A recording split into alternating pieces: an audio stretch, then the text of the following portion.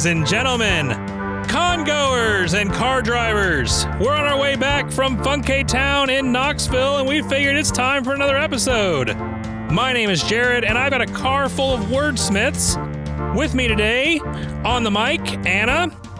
Hello. Ian. Hello. Kaylee. Hello. And sitting next to me, but not on the mic right now, is Scott. Happy birthday, buddy. We're honored and grateful that you have joined us at our table. Here at the Game Table Podcast, we take a look at various board, card, and other tabletop games. We give an overview, provide a little insight on how to play, and share some of our thoughts, all in an attempt to give you an idea of how well it would fit for you and your table. Today, we will be looking at two different word games, Things and Rings and Landmarks. And we also take some time to talk about our favorite small convention, Funkay Town. First up, we will discuss Landmarks, designed by Rodrigo Rego and Danilo Valente, artwork by Aaron Ng, and published by Floodgate Games. Landmarks is a 3 to 8 player game. 2 to 10. Oh, not even close. We're off the cuff tonight, people. Landmarks is a word association game. Players are lost in the jungle, having wandered away from camp. Luckily, they have a malfunctioning walkie-talkie. One person has the map that shows all the way back to camp, but all the other pitfalls and traps along the way. To be clear, the one person is back in camp because they were not brave enough to go venture off into the woods. It worked out, but they were still a coward. But they can only communicate with the rest of the team through one-word clues. They will use these clues to get their friends back to camp and escape the island. Let's review. For our second year in a row, Yes. we were at Funkay Town teaching games. It was a grand time. It was fantastic. Love being able to show people new games. It is a massive passion of mine. What about you, buddy? Yeah, I think when in events like these, I will even we had the game of the hour, which is an hour of teaching these games, which we did for both of these. But another thing that I like to do is literally just walk around and find people that look like they're struggling or have the rule book wide open, and they look, it looked like they're in need. And so I'll just kind of swoop in and be the hero, I guess. But no, truly, I do like to go around and teach. And an event like this is such a great opportunity to use my knowledge that I have of the hobby and give it back to the hobby because I was in the same place at one point or another. And I think it's really cool when somebody did that for me. So to be able to reciprocate that and use that is a very cool opportunity. And I don't mind teaching. So I think it's really fun. And so this event, I feel like I get to do that more than many other times, even other game nights or whatever. I'll teach a game or be taught a game, but this is just like rapid fire teach, where I teach the same game like 10 times in a 30-minute gap. It makes me want to go teach at bigger conventions. I don't know if you get that feeling as well, but I don't know. There's something about it that I'm like, man, I could do this more. But then I think about like life obligations like kids and work and all that. And, it kind of brings you back down to earth a little bit. But I feel like that would be just so much fun to be able to go to multiple conventions, teach games, that sort of thing. Yeah, I think, again, using those skills, the more games you play, the more you understand game mechanics. And I feel like as an example, these games particularly, we played a couple times for sure. But when you go and you teach it to a couple people, I guess, there's that old saying that the best way to learn something is to be shown one time, then to do it one time, then to teach it to another time. Makes sense. And so in a way that this is represented is that when we play these games, we'll play them a couple times, sure. But I don't feel like I honestly really grasp it until I teach it to somebody that I now know how to, especially when explaining it to somebody else. Once I teach it one time, the next time that I do it, it's going to be like a really good teach. Yeah. I feel like the first time I teach a game, I don't know how to explain it. I got to break down like each aspect of it. Something like this where you're going to teach it 10 times. I apologize right now to the first group of every time I taught something because I know that it was not the best of but to the other times, I feel like they were spot on. So, Hey, listen, I forgive you, man. okay, great. I'm so glad you did. I did not teach you, so it doesn't. You did other games, just not those games. So you and I are going to talk about landmarks, and then Anna and Kaylee will come on and talk about things in rings. We're all in the same van together riding back, but, we don't want to get too many voices on one mic, so we'll just kind of bounce back and forth. But landmarks. Yeah. So it's a very interesting take on the word association game where one person there's multiple modes, right? So you have co-op and competitive, and one person has this board, or I'm sorry, a card, like in Codenames, and they know what the whole board is representing, but the rest of the table just sees a blank jungle in an island that they're lost in with a couple of words on it. And so this hint giver is going to try and navigate the group through the forest by coming up with a one-word clue, and that one word is going to be associated with at least one of the three words on the board, maybe two. And if you're associating with two, there's a certain spot you're wanting to go because it's all on a hex grid, and you're trying to navigate people through. Now, you can't just go to the exit because we need water to survive. We need to find treasures because it's not enough that we're lost and we have a busted walkie-talkie. We need to find treasure while we're out here. It's very important. No, you can't leave empty-handed. That would be foolish. Yeah. You're already here. You might as well get treasure. That's right. You're already in a bad situation. So, treasure it is. So let's make it better. Unfortunately, you could get cursed, but you could protect yourselves from being cursed by finding an amulet. Yes. Which is apparently the treasure and the amulet are on the map. They're different. The coward back at camp is looking at. Yeah. And they're not different. The amulet's not treasure. No, it's not. It's just an amulet. It's worth nothing except that it protects you from curses. That's right. It's silly. It's silly. Yes. I like it in one aspect, but then when I start thinking about it, I'm like, this Doesn't is really kind of goofy. Yeah, it's fine. If you're going to have qualms with the amulet and the treasure being on the map, the curses are also on the map I that agree. the person is looking at. It's wild. And traps. This person who knows all, how do they know all these things? They have all the information. They're the knower. They know all. Well, I think they're the coward, though. No. They're the ones that got trapped back at camp. No, they chose to stay. So anyways, so you're navigating these people who did get lost through the woods to find treasures, to not get cursed, to not become so dehydrated that you die, things like that. And you're on this timetable because once you're out of water, you do die. So it's a problem. And then Ian, if you'll kind of quickly go over how things change in the competitive mode, and then you and I can talk about it. Yeah, so with the competitive mode, you will need two equal teams. Generally, that's how I would recommend playing it. And I think this is much better at a higher player count. I think maybe 6 or more players would be best in this mode. Basically, it takes out the water aspect, and it takes out the limited amount of tiles / clues that the players can have. But you split into two teams, and it is basically a rush to get as many treasures before the other team, and then whoever has 4 treasures will win. There are a total of 6 treasures on the map that your team can gain. There are 4 for each team that are colored, and then there are 2 generic treasures that the players can gain. If a team captures one of the other team's treasures, it goes to their board. So if you capture another team's treasure, it actually hurts you and gives them a 1-up. On top of that, there are curses as well, and there is only 1 amulet to share amongst the teams. So when players or when a team gains the amulet, they lock it into their little dry erase board, and the other team can't get it because you can only place the tile in each location once. You can't double place.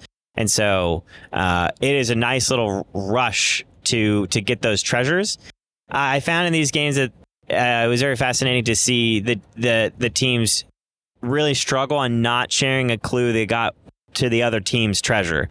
So I think it adds this competitive aspect that is good, but you still get a team because you're playing with a team that's really fun, and being able to use your teamwork to and then your own clue giver. So you have your own clue giver on top of all this.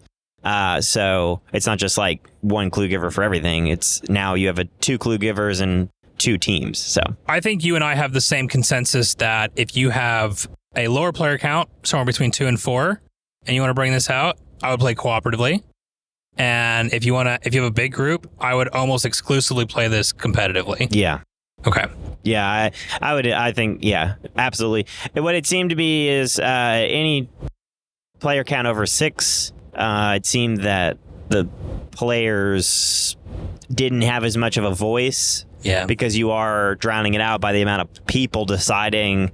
And so when 4 or 5 people say, yeah, I think that's it. And then you're like, well, I don't know if that's it. Well, you're the odd man out. So what does it matter? We're going to go vote with the majority more than likely anyway. So it does have a similar feel to Codenames where either the team's going to work together or it's not. Yeah. And it does become harder at those higher counts for that to be the case. in co-op form. In yes. co-op form, that's correct. Yeah. Yeah. So I'm curious, what are some things, and we'll kind of keep these brief because I want to get to Fun K-Town discussion. Yeah. But what's something that you really like about this game? I prefer the competitive. Yep.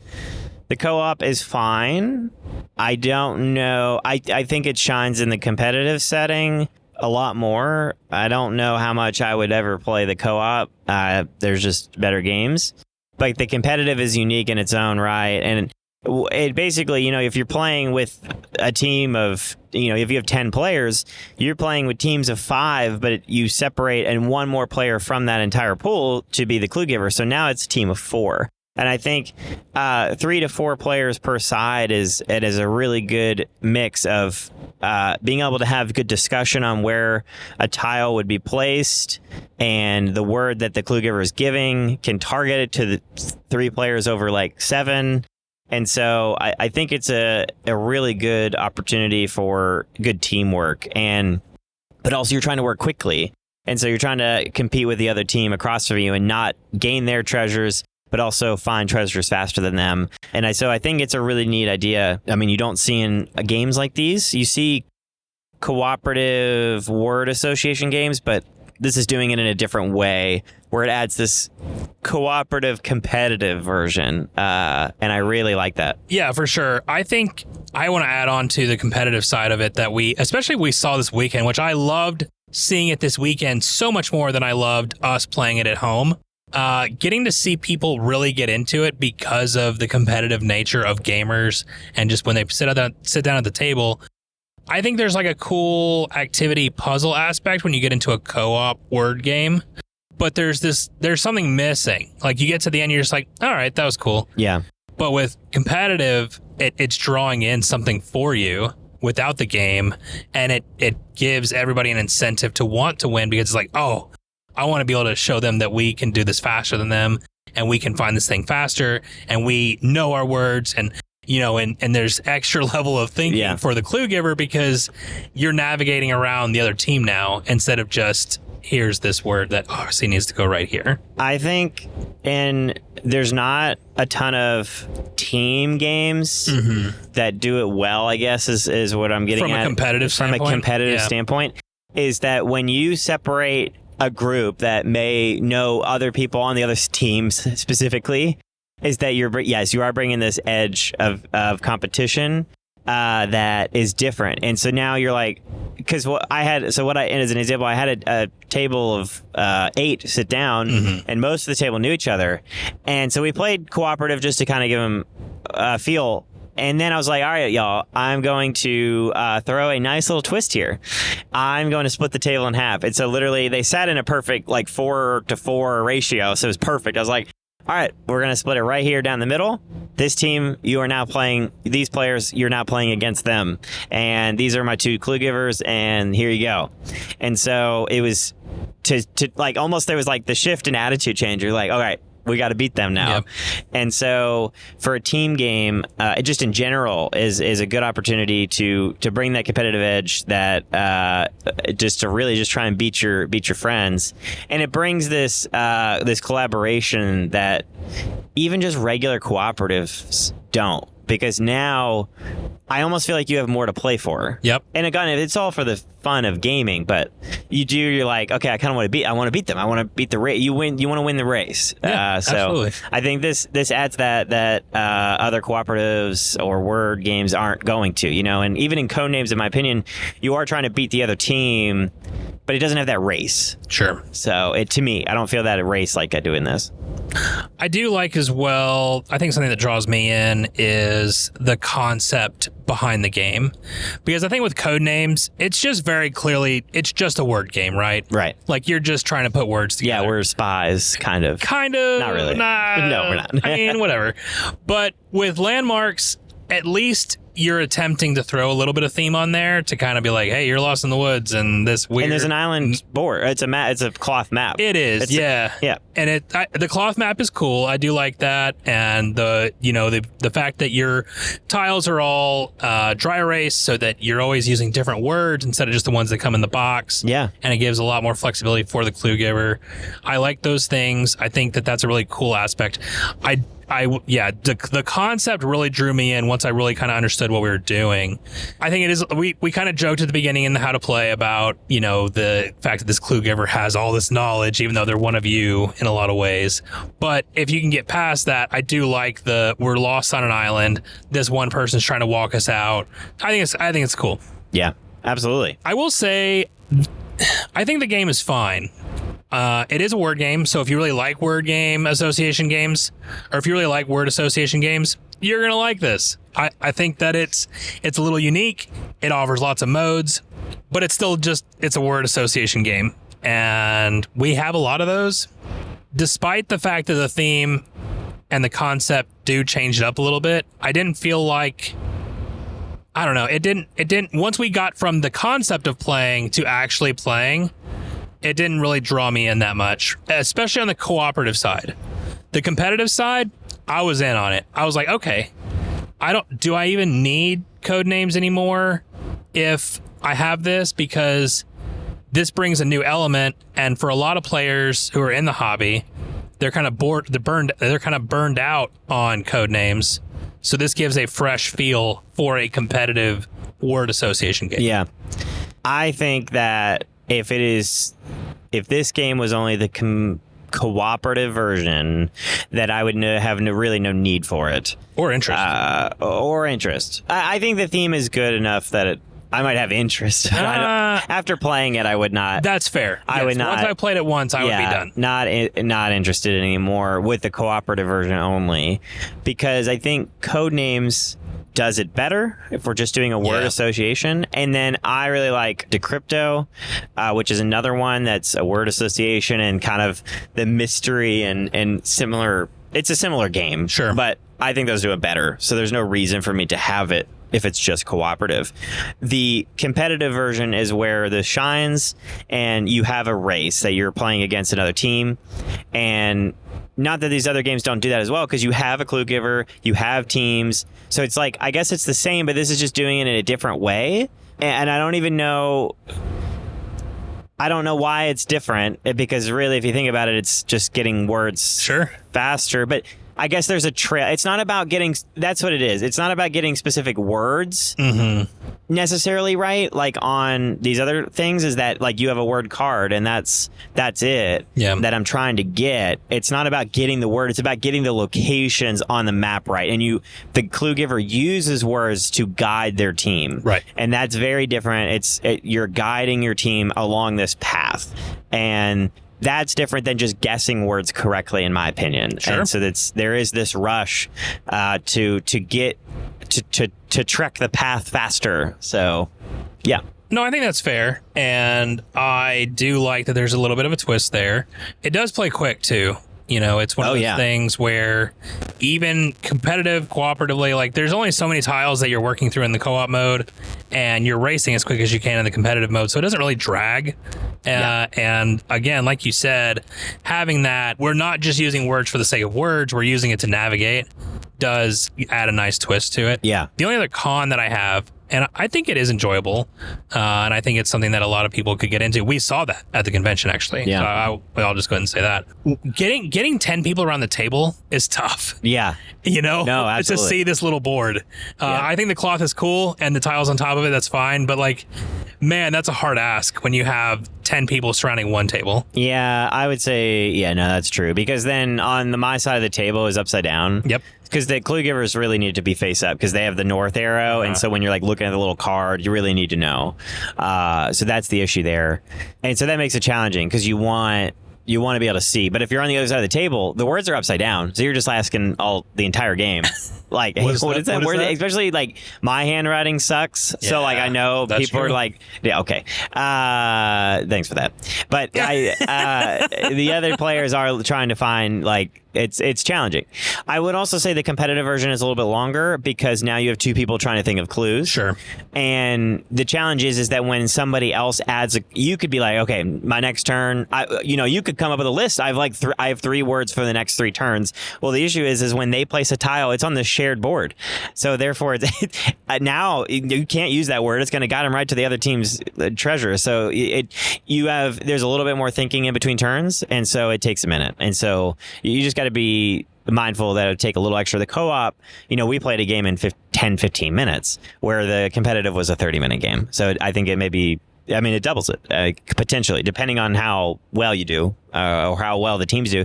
I will say maybe my game did take one of the games that I had took the longest because they each found 3 treasures and a curse.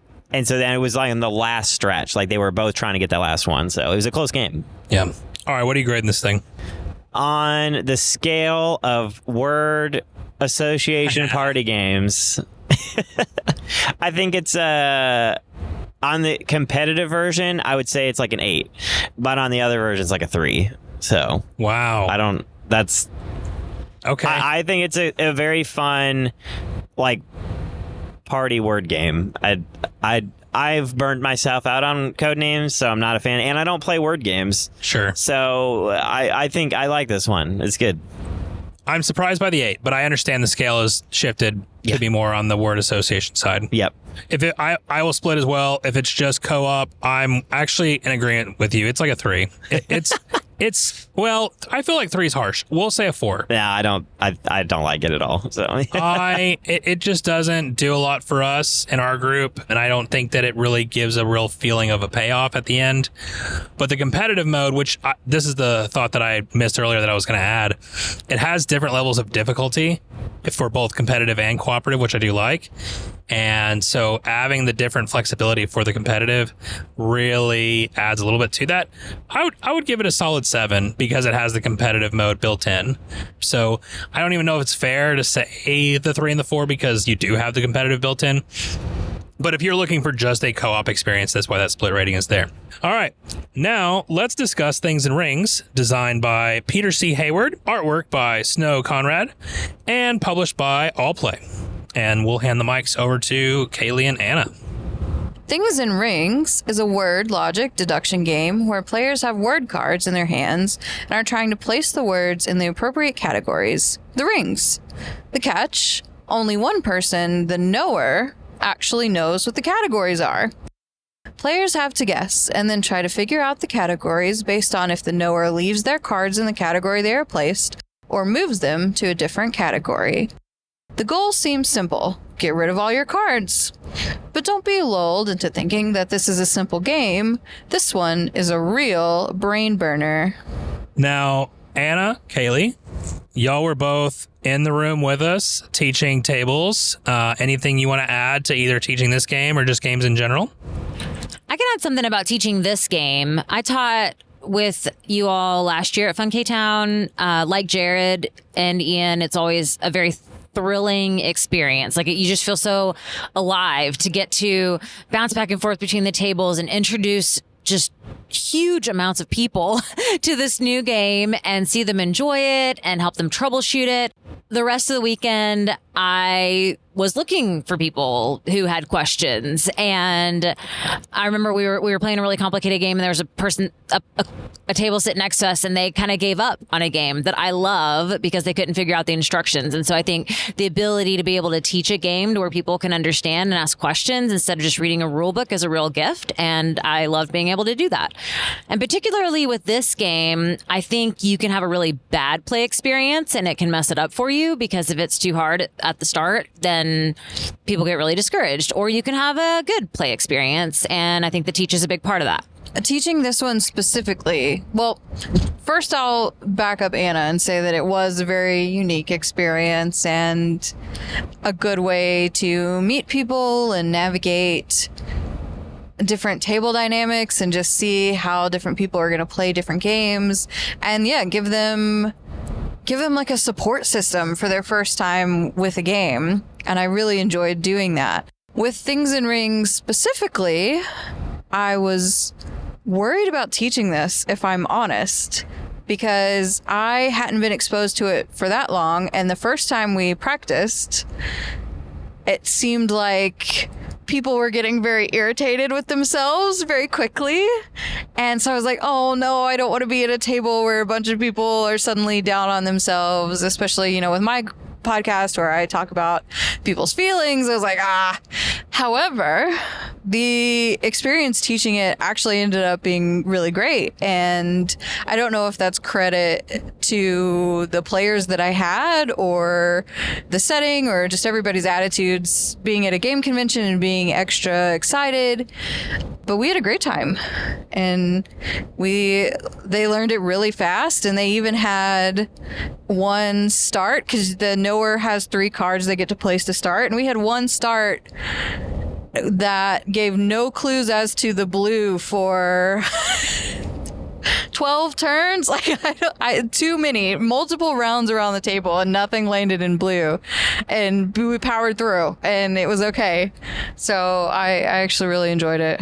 That's awesome. I will just throw a quick thing in here for that because I also resonated with, teaching this game. This is going to be something because I know how I feel. I was the Debbie Downer at our practice table. I didn't say that. I'll say it. And I was just like, this game makes me feel so dumb. And the way that I taught the tables that I had is I just went ahead and said, I was like, all right, guys, if you start your first game feeling emotions like frustration, annoyance, like I'm an idiot, or somehow trying to screw you over, all those are very valid feelings in this space. This table is a very safe space. We're going to work through this together, and it's going to be all good. Yeah. And I feel like it kind of set the bar to where, like, okay, I understand what I'm getting into, and I still want to try it. But with that said, Anna, can you give us a quick overview of how to play? Things in Rings is a game about putting things into rings, and the rings are different categories. So you're going to be dealt a hand of 5 cards at the start, and the cards will have all sorts of different things in them, like a goldfish or a boot or a wrench or a castle. Then you will arrange the rings. The game says you can start with less than 3 rings, but we just went ahead and started with all 3. So the yellow ring, the words will be categorized if they're going inside of that ring or outside of that ring based on things that have to do with the word itself, like the spelling of the word, the syllables of the word, if it has a long vowel, short vowel, things like that. So then you have your blue ring, and how you categorize things as in or outside of the blue ring is based on the attribute of the thing in your hand. So for example, if the thing is made out of wood, or if the thing would make noise, or things like that. And then you have your red ring, and things are in or out of the red ring depending on their context in society. So for example, if they could be taken on an airplane, or if they could be used to hurt someone. So you arrange these 3 rings in a Venn diagram setting. So you're going to have all 3 rings overlapping with at least one other one, and then all 3 of them overlapping in the center. You look at your 5 cards, and one person will be the knower. That person is the only person that knows the category types. So they're the only ones that know what is the word category, attribute category, and context category. They will take 3 of their cards and they will arrange them in the rings according to how they fit within the category. So you can have something that will fit in multiple categories, or you can even have something that will fit in no category at all. And in that case, you put it outside of all 3 of the circles next to a little marker that says none. So after they've laid down 3 of their cards, kind of as clues to the categories, players will then go around and they will take turns laying down one of their cards, and the knower, they'll lay it down in a category that they think it might fit into. The knower will then decide whether or not it actually fits in that category, and if it does, that person person gets to lay down another card. If it does not, the knower will move it to the category that it does fit in, and then that person will draw a card. And play continues around like that until one person runs out of all their cards, and they are the winner. There is not necessarily a bonus point at the end for figuring out categories, but that is also a very fun thing to do, is at the end of the game, go around and see who has figured out the categories. I will say on the backs of the category cards, there are stars. So the categories are labeled by difficulty as well. So you've got your 1-star category types all the way up to 2 and 3 stars. And the 3-star ones will be much harder to figure out and much more difficult to discern the correct category versus the 1-star. So that's how to play. All right, Kaylee. So we like to start with what draws you in. So in Things and Rings, I know Anna loves this game, so we'll start with you, and then we can bring in the hype train. What draws you into this game? I do love things to figure out, especially when they're around words. I feel like word-based clues, situational-based clues, I can get faster, so I like that as a challenge. So I like this game because it's colorful and it's fun to look at and it's a good time, but also because it was not a walk in the park. It's a challenge, and especially in those early rounds, you're kind of throwing spaghetti at the wall. So a lot of the word games we're familiar with, like code names or categories, or we have concept is another one where you're trying to guess different words or associate different words. A lot of times the game itself is not so difficult, but maybe you're trying to go faster than somebody else or figure out more than somebody else or trying to figure it out in a certain number of questions or something like that. There's ways to scale the game. This one's just hard right out the bat. Yeah. And so it's surprising when you're saying, oh, we're going to play a word game, and then everybody takes 2 rounds around the table and just feels like idiots because they haven't gotten anything right. Yeah, I constantly had to say nope, and they're like, oh, here's nope again. You're like, I'm sorry, I don't know what a cave and an apple and a hammer have to do with each other, but they're all landing in the same spot. But if you get behind the fact that, hey, this is a very challenging word game, finally we have a word game that's really puzzly, that actually is going to be difficult, which I think is cool. I don't think there's another game quite that does it like that. Yeah. So anyway. Yeah. That's awesome. Anna, what draws you in? Well, I mean, like Kaylee, I really like word games, and I also very much like puzzles. I like riddles, things like that. But I also, initially I was drawn in, I demoed this game at Gen Con. I think it was 2 years ago. They had a table, and the guy was like talking in Dr. Seuss rhyme because the game is loosely Dr. Seuss themed. You can see when you look at the pictures and when you look at the game blurb on the back of the box. And so you stepped right up and he just played around with you and you had to guess. And by the time we were done, there were like 10 people gathered around the table. We were all trying to guess the categories. And so I guess the colorfulness, again, like the Dr. Seuss, the art, that initially drew me in. And then I feel like I got a fun game experience to boot. Yeah, it's very pleasant and it's very nostalgic. And you immediately, I think when I opened one of my teaches, I just read the back of the box. Like, this is a game of things that go in rings and only the knower knows. And everybody was immediately hooked on board. Like, let's go for it. And that's a big draw. And then every time you get some silly art. Like, I think the artwork for Beard is like a 4-foot-long beard that curls back over itself, and people really love that, and I really like that. Like, it's very... Seuss is an artist and a writer that everyone seems to still have collective memory of, and it's very fun to share, and it's a big draw. Do you think, I'm curious, because I think from a player's perspective, this is difficult because you're trying to figure out this very quirky puzzle. Do you, as the knower, ever get intimidated by the fact that there's so much subjectiveness that you have to decide? 100%, yes. Yeah, I definitely was. And as the knower, it feels very difficult to keep all that information in your mind at the same time. So I remember as a knower, I was constantly checking the 3 category cards and being like, okay, it does do that one and it does do that. I'd almost have to like check, and then decide. And so I felt like the table was going to get frustrated with how long it was taking me to decide if their card was right or wrong every single time. I mean, eventually you get into it. And again, if you start with the 1-star cards, which we did not, we just drew cards when we first played and definitely ended up with the hardest yellow card in the entire stack for our very, very first game. But if you don't do that, I think you can ramp yourself up a little bit better and just have patience with yourself, because it is a lot for the knower to keep in their mind. And there is some subjection. If you think about some of the category ideas that I was talking about earlier, something like if something is made out of metal or not. Well, I mean, you got a toy train. Sure, it could be made out of metal. It could be made out of wood. Who knows? You kind of have to use your discernment based on that. Yeah, I think the red category ends up being the most subjective because it's often phrased like, most people have touched this before. Most people have this in their house. You could probably find this at a big box store, whatever it might be. Mine was can be dangerous. Yeah, can be dangerous. I had one when we were practicing amongst ourselves, like featured in a myth or legend, part of a myth or legend or whatever. And I heard it come up at 2 different tables this weekend.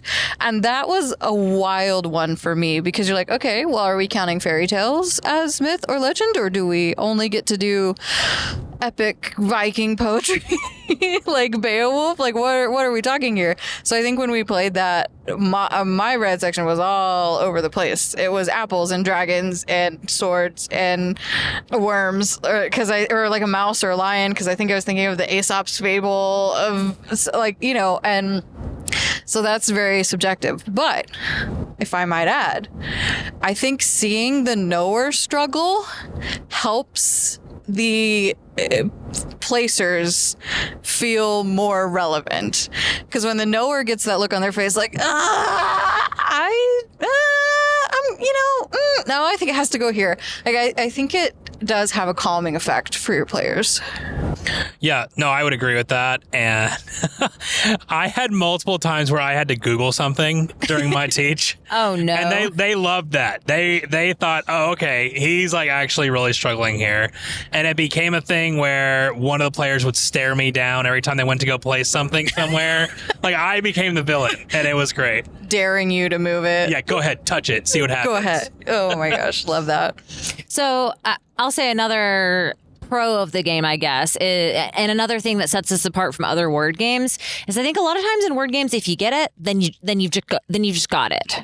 But in this case, I think you can start to get it. Like you can start to be like, oh, there's something about things being alive in this category. Maybe that's it. Or, oh, there's something about this in this category. Maybe that's it. So I appreciated that it's something you could figure out parts as you went along, and it wasn't like the whole thing clicked at once or it didn't, which is something different from other word games that I have experienced before. Yeah. We had a round where all 1-syllable words kept getting tossed in none, I think.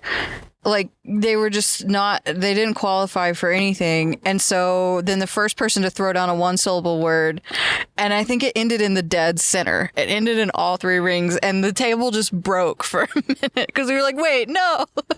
We had latched on to this one truth and it's not true. And it's very compelling. I think 2 other things that make this game unique is because it is a Venn diagram, the rule can apply, like you were just alluding to, multiple things of either it's in a mixture of 2 rings or all 3 of them. And that adds a new layer of complexity because I could figure out maybe what the 1 ring means, but does it also apply over here as well? And trying to navigate the 3 different things from both sides is very interesting and complex. And the other thing that I'll add too is that it has a lot of flexibility. So Anna mentioned either easier cards or more difficult cards. You can even play with fewer rings. Now, exactly. Again, we haven't done that, but I would recommend that if you're starting to teach this to kids, just start with 1 ring.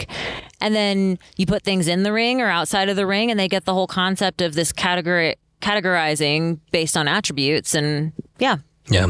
And then the one last thing I thought of was you don't have to actually know the rule to win the game. You kind of have to get close and have an idea, but you really, the goal is for you to get rid of your cards, not to know what the rule is, which is really great. You could be clueless and get told you're the winner. All right. What about, is there anything you don't like about this game? I mean, I didn't like how frustrated people got. Yeah. I enjoy games and I enjoy enjoying games with other people. And so when people get frustrated or get down on themselves, Jared mentioned that he was the Debbie Downer when the first time we played this game, and he 100% was, because, well, and actually even so when I demoed it at Gen Con, I went and found Jared and I was like, come look at this really, really cool game. And I brought him back and we demoed it together and he's like, I don't get it. And then here we are, 2 years later playing it at our table, and he was just kind of grumpy the whole time. And so that was kind of a downer. And you were very grumpy and you were like, just talking about how stupid you were the whole time. So, and I don't know. And I guess that's a difference in personality of people that are faced with challenging things. Some people think, oh, because it's challenging, something's wrong with me. And then other people are like, oh, because it's challenging, that's fun. Like I have to rise to the occasion. I have to whatever. And you do that in other areas. I'm not saying like you're a certain type. I'm not categorizing you right now, Jared. It's fine. But I also had one table that I taught at the convention that was that way. Their first game took 30 minutes, which is just crazy because it was half of our entire teach. And usually this game does not take 30 minutes, but we had the person that first decided to be the knower was very picky about what she was allowing in the categories. And so I think several things that I would have been like, oh yeah, that totally works. She'd be like, I don't think so. Cause it was one of those where it was like most, or this is easy for most people or whatever. And so it made it take a really long time. And I could tell that the table was getting very discouraged. The knower was having a lot of fun, but nobody else was having fun at the table. And so I kind of just took control the next game. And I was like, okay, guys, like these cards scale. I'm just going to pick the cards this time instead of us randomly picking it. And nobody wanted to be the knower. So I was like, you're going to be the knower this time. You're going to do great. And I like talked her through the cards and like coached her through it. And they ended up playing 2 more games of it after that. And their experience got a lot better after that. But it was discouraging to have that one game that dragged on and everybody seemed just kind of upset with themselves. So that would be a con of the game. But I think it could be helped by using some of the scaling aspects of the game if you've got a group that has a bad first experience. Or having heard this description here, or like having heard some people's takes on the game ahead of time, because I do know that some people like have that insecurity of feeling like they're not good at things, and if going into it you're not going to feel good at this right away. That's how it's designed. You can't just jump in it and your first 3 guesses are not going to be correct for what the rings mean. And so like, we talked about what you were worried about. Well, I was worried about teaching it because I was worried that I was going to have a bunch of people disappointed in themselves.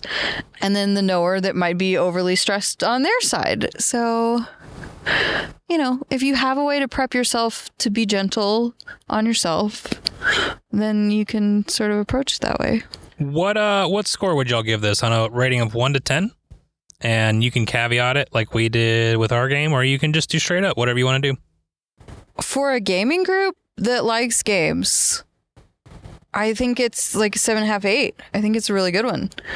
For maybe newbies, it might fall a little lower, but I still think it's a good addition. And I think something like the artwork makes it approachable, and that's a really positive. So I think even for newbies, I'd only dock it to like a 6.5. It would still be a positive. Yeah, I think I fall in a similar place with Kaylee.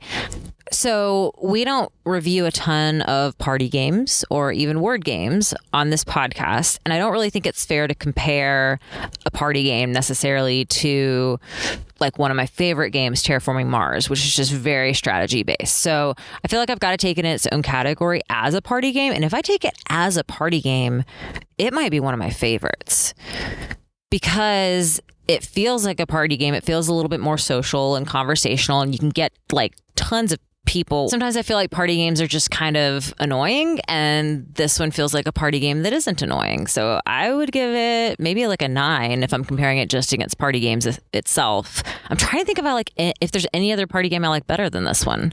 There probably is. I don't know, but I really like this one. and then probably if you're just comparing it against all games in general, it would be a 7 or an 8.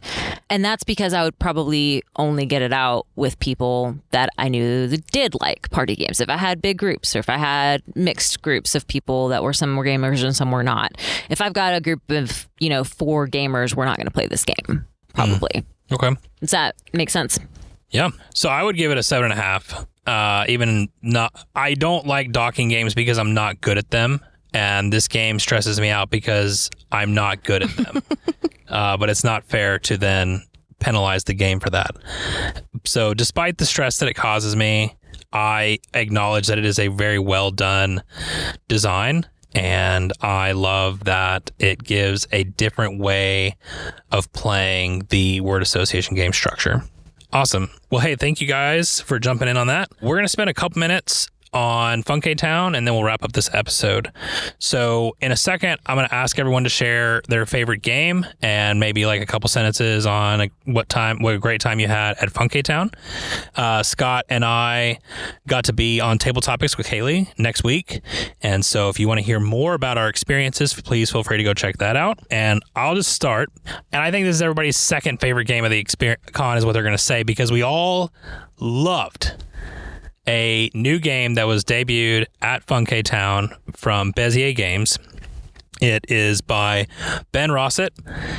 We can't talk about it too much. I got confirmation from the publisher while we were driving back that we can only share the name and give our thoughts on a little bit of an overview, but nothing too deep because changes are still being made. But The Game Makers by Ben Rossett is coming out. It's probably coming to Kickstarter later this year. And they had a prototype at the convention. Everybody in this car loved it. We couldn't stop talking about it all weekend long and just had a great time with it.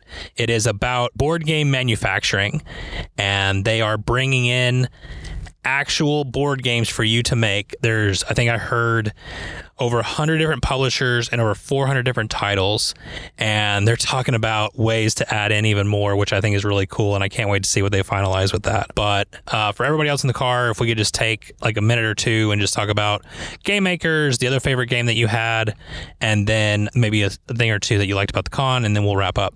So Scott, why don't you start, buddy? So, yeah, I think Game Makers is going to be excellent. I really loved the simultaneous actions that we could play. It's very rare that everybody agrees that on a great game, especially with different varying levels of what they like and different levels of experience. But my second favorite game behind that one would be the Minecraft game, which was really a surprise for me. I kind of had like a mid-level expectation, but when we actually got into it, I really found it to be really fun and matched the gameplay elements of the actual video game really well. The only thing it didn't really have was the health aspect, where there's like in Minecraft, for example, surviving is such a key part of the game. So I think that maybe they could add that element as well. But other than that, you really do feel like you're mining and you're trying to find resources to build and fighting off mobs, gathering equipment, and all of that. So it was really fun. That's awesome, man. And that's Minecraft Builders and Biomes by Ravensburger. Kaylee, what was one of your favorites from the con? I enjoyed a lot, but something that stands out to me as unique was a game I saw on the organizer shelf, on Mike's shelf, called Dive. And it's a game purely based on your own vision and depth perception. You have these beautiful translucent tiles that are in a stack, and they have all kinds of sea life, but the parts that matter are sharks, turtles, or manta rays. And you have to guess how deep you think each of those elements are so that you can safely dive and navigate the waters as you go on. And it was just such a cool setup, such a cool experience, beautiful, visually interesting. And then when we played with companion animals, it got competitive very fast. And the intensity level sort of shot up because I was playing with Anna and she had an ability to give me a countdown. That changed everything. But it was really great. It was a great experience for me, and I'm glad I spotted it on the shelf. That's awesome. And that's Dive by Sit Down Games. Anna, what about you? Well, my second favorite game, because my first favorite was the Game Maker's game. It was a really, really good game. I'm excited for it to come to Kickstarter. I'm excited for us to try it out, all the listeners to get to try it out. One of my favorite aspects of it was the worker aging process made different resources come available at different times. So you really had to plan ahead with your worker aging to get the resources. I thought that was a really cool component of the game. But my second favorite was a game that Ian brought called Awkward Guests. I requested that Ian bring this because I played it for the first time when he brought it last year, but I was really tired. It was late at night. So I wanted to try it out again and just had a blast. Awkward Guests is essentially, if you've ever played the board game Clue growing up, it's like a nice big grown-up version of that, where there's a lot more information. You've got cards that have pieces of information because there's been a murder in the house and you're trying to figure out which one of the guests did the murder and what their motive was and how they got to the victim and what weapon they used. And so there's different cards you're exchanging throughout the game to try to figure out that information and be the first one to solve the mystery. And anybody that knows me, I like a good deduction puzzle solving game. So I really like that one. Awesome. And that was Awkward Guests by Megacorpin Games. Ian, what you got, buddy? The Game Maker's, fantastic. So I don't know. There's nothing that I can say. One that We're allowed to don't say. want to spoil it, so We can't say it yet. yeah. When you see it come to Kickstarter or whatever platform they use, back it because it's great. A game that is played that I enjoyed. I think all of them. I had a really good time playing a lot of games. All the play to wins. We played a lot of them, and we won some, and we lost some, and I think they were all really good. I do think my best experience was Let's Go to Japan, which is a great game. We've talked about it on this podcast before. But we were able to knock out a 5-player game in like an hour. It was crazy. And so, yeah, with the expansion And new players. It's a great game, and you're creating a trip to Japan, and you get points based on what types of things you saw. So it's just an easy, fun game that anybody can hop into. So I always enjoy that, and it was definitely a highlight again. It's awesome. And that's Let's Go to Japan by AEG. My highlight that I want to mention is a little card game. It actually kind of surprised me because we got to play a lot of games this weekend and a lot of them really great experiences. But I kind of got a little nostalgic on this one. Kodama by Indie Board and Card. We used to play this game a lot with some friends that kind of moved out of our lives a little bit and kind of put that game down and didn't get to really play it for a number of years. And Kaylee, thankfully, is very much in love with cute games. And so she immediately pulled this one off the shelf and we were able to play. And I just had a really good time with it. It was such a fun little experience and I really enjoyed it. So it was fun to pull that one back out. But yeah, so with all that, Mike, the organizer, thank you so much for putting together a fun little con, for inviting us back. It is so special to be able to do this and looking forward to next year. And thank you to all of you listeners. We really appreciate you taking the time to listen with us. If you have feedback on any of these games, if you have feedback on going to conventions, make sure and check out our Table Topics episode to get some more conversation on that. Also, please, we would love to hear from you. Links to our socials are in the description. If you don't like socials, I get it. Check out our website at thegametablepodcast.com. Shoot us an email at thegametablepodcast@gmail.com or find us on Board Game Geek. All these links are also in the description. 5-star reviews, subscribing in your podcast player of choice, following us on socials, and joining the conversation on Discord. All of these heroic actions are immensely helpful in growing this podcast. Special thanks to Angie Santiago for our cover art, to Anna Snyder who made the intro and outro music, and to Alexi Chistlin for the help play background music. We look forward to joining you again next week. And in the meantime, may your dice rolls and your card draws be blessed, and your experiences at the table be ones to remember forever.